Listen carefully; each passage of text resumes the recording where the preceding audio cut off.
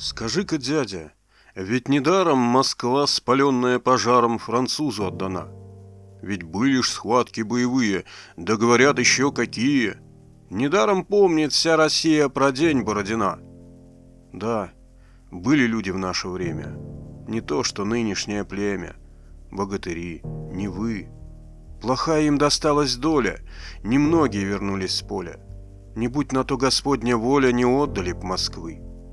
Мы долго молча отступали, досадно было, боя ждали. Ворчали старики. Что ж мы, на зимние квартиры? Не смеют, что ли, командиры чужие зарвать мундиры, а русские штыки? И вот нашли большое поле, есть разгуляться где на воле. Построили редут. У наших ушки на макушке чуть утро осветило пушки и леса синие верхушки. Французы тут как тут. Забил заряд я в пушку туго и думал, угощу я друга. Постой-ка, брат Мусью, что тут хитрить?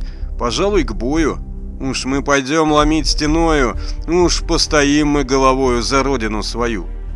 2 дня мы были в перестрелке, что толку в этакой безделке? Мы ждали 3-й день.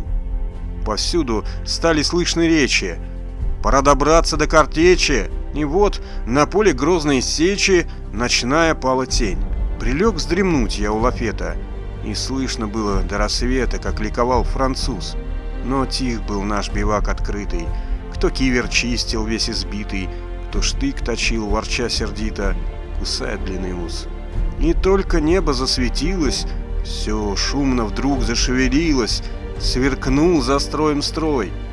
Полковник наш рожден был хватом, слуга царю, отец солдатам, да жаль его.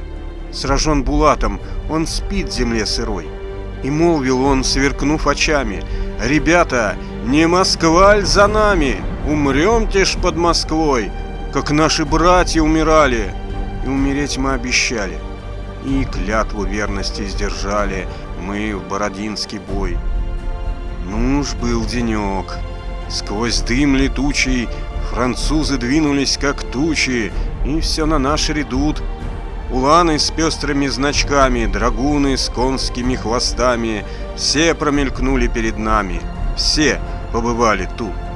Вам не видать таких сражений. Носились знамена, как тени, в дыму огонь блестел.